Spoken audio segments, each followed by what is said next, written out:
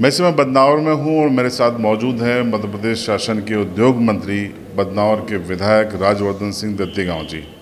कुछ सवाल हैं, उनसे हम बात करेंगे। सर, सबसे पहला सवाल, आपकी प्रेस कॉन्फ्रेंस हमने देखी, आपने एक तरीके से गौतम फैमिली पर एक चार्जशीट पेश कर दी, कई गंभीर आरोप लगाए आपने।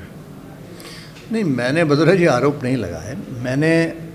मुझे इस बात का आश्चर्य है कि जब वरिष्ठ नेता और देश की इतनी पुरानी पार्टी जो 100 साल से ज़्यादा पुरानी है, उनके नेता और वो पार्टी ये कहती है कि जब तक किसी चीज़ का आरोप हो, इंक्वायरी चल रही हो, विवेचना हो, तब तक तो ठीक है। न्यायालय में हम कहते हैं कि जब तक न्यायालय का आदेश ना आ जाए तब तक हम किसी को दोषी करार नहीं देते।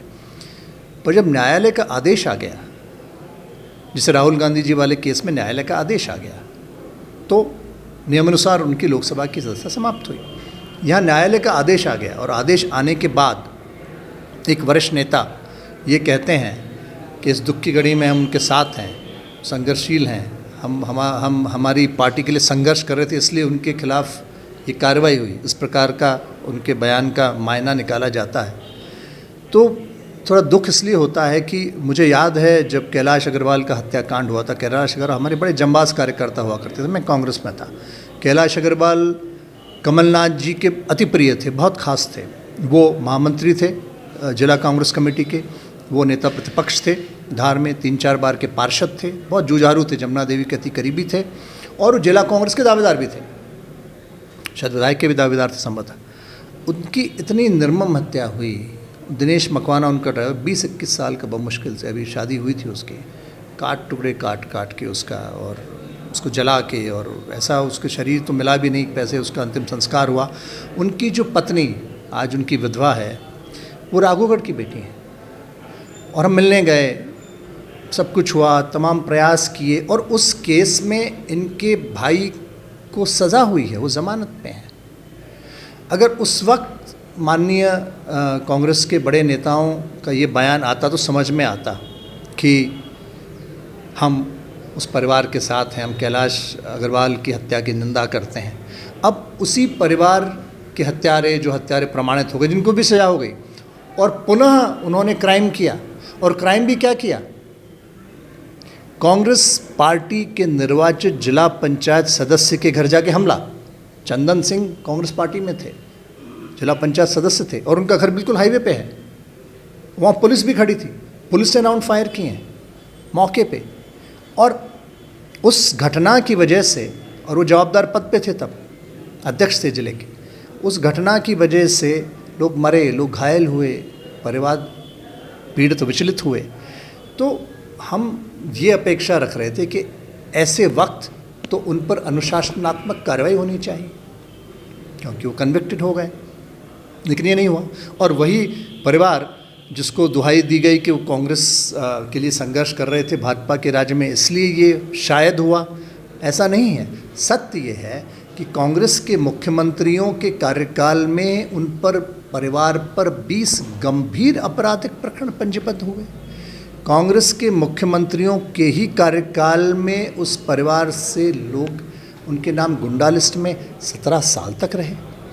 कांग्रेस के ही कार्यकाल में जब कांग्रेस के लोकसभा के प्रत्याशी चुनाव लड़ते उमंग सिंगार, तो उनके खिलाफ इन्होंने कार्य किया और उन्होंने शिकायत करी तत्कालीन अध्यक्ष अरुण यादव जी को कि उनको पार्टी से निकाल दिया जाए।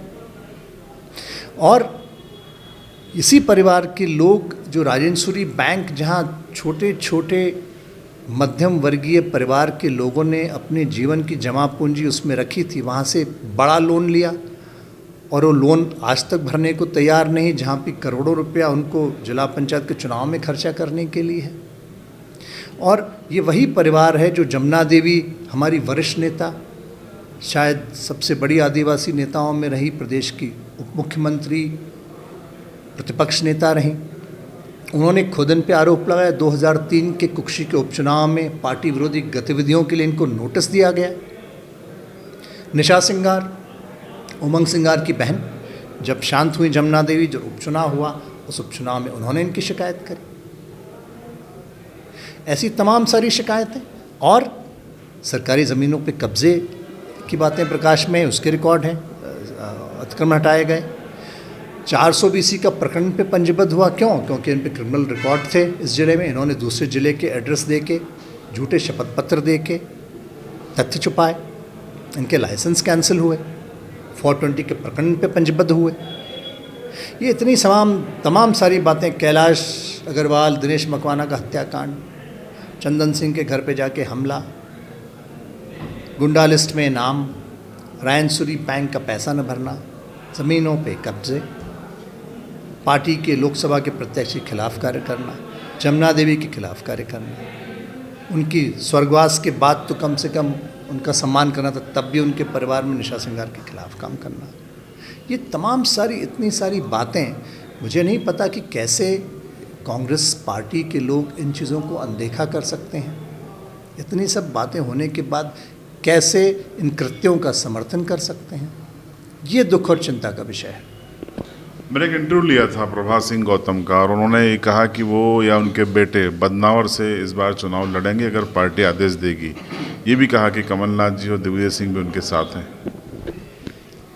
देखिए, ये एक समस्या है कांग्रेस में। जब पिछले चुनाव के वक्त ये विषय उठा दिल्ली में, CWC में, सारे रिकॉर्ड जब गए और ये बात सामने आई कि इन्होंने कांग्रेस के ही एक कार्यकर्ता चंदन सिंह, जो निर्वाचित प्रतिनिधि जिला पंचायत घर पे गोलियां चले और उन पे केस हैं, तो पार्टी ने कहा अपराधी को तो हम टिकट नहीं दे सकते, तो उनकी जगह उनकी पत्नी को टिकट दे दिया कि प्रभात सिंह पे तो कोई केस नहीं है तो चलो वो लड़ लें। तो ये अगर सोच आज भी उनकी है, जो लगता है, और कांग्रेस उनको टिकट देती है, तो ये कांग्रेस का विषय है। टेक्सटाइल मिल को लेके आप काफ़ी प्रयास कर रहे हैं, और एक बड़ी सूचना ये है कि 27 तारीख को बड़ी तादाद में आदिवासी धार में प्रदर्शन करने वाले इसका विरोध कर रहे हैं। उनका नारा है कि जो ज़मीन सरकारी है वो ज़मीन हमारी है, और ये टेक्सटाइल मिल के बाद वो कहाँ जाएंगे? देखिए, ऐसा है कि हमारे देश में एक कानून है और कानून सबके लिए बराबर है, और किसी को यहाँ चिंता करने की कोई ज़रूरत नहीं है, क्योंकि जो भी व्यक्ति जिसकी भी ज़मीन है, पहली बात तो 90% जो ज़मीन है वहाँ पे शासकीय है, सरकारी है, और बंजर ज़मीन है। उसमें अगर आप एक सब्बल ठोकोगे तो 1 फीट भी मुश्किल सब्बल, अंदर पत्थर है नीचे, उस पर कुछ उगता बहुत कम है।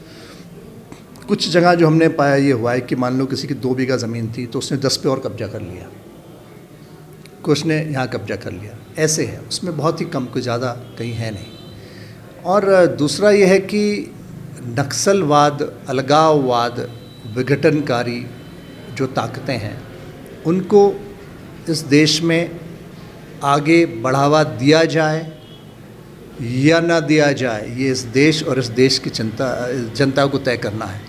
और मुझे पूरा विश्वास है कि हमारे देश में कोई भी इस बात को लेकर बहुमत में नहीं होगा कि इस प्रकार का सोच, इस प्रकार की विखंडकारी ताकत को आगे बढ़ाया जाए।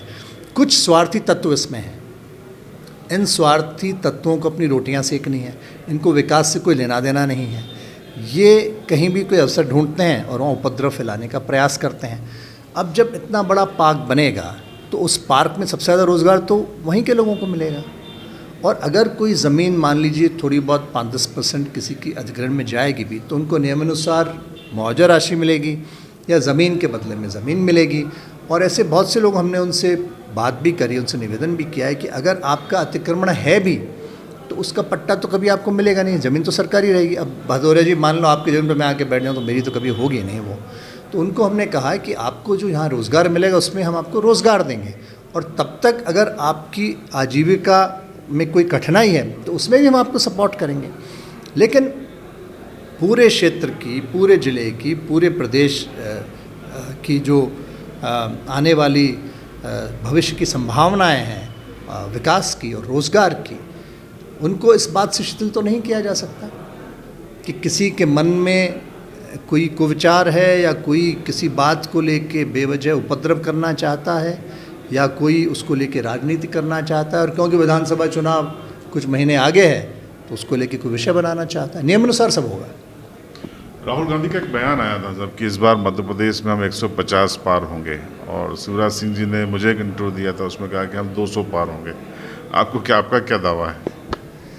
देखिए, मैं मध्य प्रदेश में मानता हूं कि हमारा कार्यकर्ता सजग है, सक्रिय है और निरंतर सेवा ही संगठन के भाव से कार्यरत रहता है। चुनाव आए चुनाव ना आए वो कार्यकर्ता का विषय नहीं रहता, और कार्यकर्ता हमारा बहुत एकनिष्ठ है।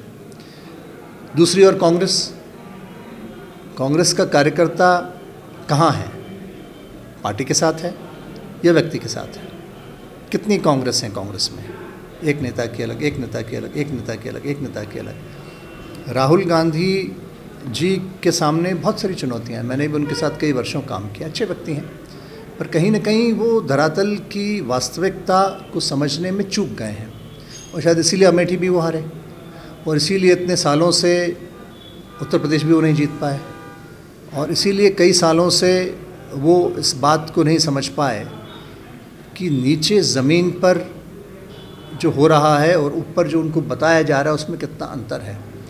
मध्य प्रदेश में शायद कांग्रेस ये सोच के बैठी होगी कि एंटी इनकम्बेंसी होगी, एंटी इनकम्बेंसी का हमें लाभ मिल जाएगा, हम पुनः सरकार में आ जाएंगे, और जो पुराने वादे उनको दोहरा देते हैं। जैसे पिछली बार उन्होंने कहा था हम आपको आवास का अधिकार देंगे, उन्होंने कहा था हम समूह का कर्ज़ा माफ़ करेंगे, उन्होंने कहा था किसानों का सारा कर्ज़ा माफ़ करेंगे, उन्होंने कहा था कि हम मुख्यमंत्री विवाह में पैसा बढ़ा देंगे। तमाम तरह के उन्होंने वादे किए, लेकिन पूरे वो वादे नहीं हो पाए, और कमलनाथ जी की सरकार अंतोतगत्वा चली गई। फिर उपचुनाव आए, फिर तमाम आरोप उन्होंने हम लोगों पे लगाए, दुनिया भर का उन्होंने प्रचार किया, तमाम तरह की बातें कही। उपचुनाव में भी अधिकांश लोग जीत के आए, फिर सरकार बनी रही। अब फिर 23 में चुनाव है, फिर चुनाव होने जा रहा है, फिर ये बातें कही जा रही है। तो जहाँ तक मालवा निमाड़ का सवाल है, मेरे ख्याल से भाजपा अच्छी स्थिति में है, ग्वालियर चंबल में अच्छी स्थिति में है, करीब करीब पूरे प्रदेश में अच्छी स्थिति में है। हमारी जो योजनाएं हैं, हितग्राही मूलक योजनाएं हों चाहे बाकी योजना हो, जन कल्याण में निरंतर मुख्यमंत्री जी कर रहे हैं। मुझे विश्वास है कि जनमत भाजपा को मिलेगा। एक धारणा एक और चीज़ की बनी हुई है कि जो सिंधिया भाजपा है और जो भाजपा है ये मिक्स नहीं हो पाए, मन नहीं मिल पाए। आप बताइए, मैं अलीराजपुर का प्रभारी हूँ, आप अलीराजपुर में आते जाते रहे हैं। जोबट का उपचुनाव हुआ, कहीं आपको लगा कि मन नहीं मिले हैं? हम पूरी तरीके से एक हैं और एक ही भाजपा है, और हमारे एक प्रधानमंत्री हैं, प्रदेश में एक मुख्यमंत्री हैं, हम उनके नेतृत्व में कार्य कर रहे हैं। सिंधिया जी को जो काम भारतीय जनता पार्टी का शीर्ष नेतृत्व देगा वो करेंगे, जो जवाबदारी उनको देगा वो करेंगे। उनको अभी जो मंत्रालय की जवाबदारी दी है उसका निर्वाह कर रहे हैं, उनको आकांक्षी विधानसभाएं दी हैं उस पर वो काम करेंगे। मेरे को नहीं लगता कि विपक्ष का मंसूबा यहाँ साकार होने वाला है कि कुछ बातें कह के विभाजन करा दो, मनमुटाव करा दो और उसका लाभ ले लो।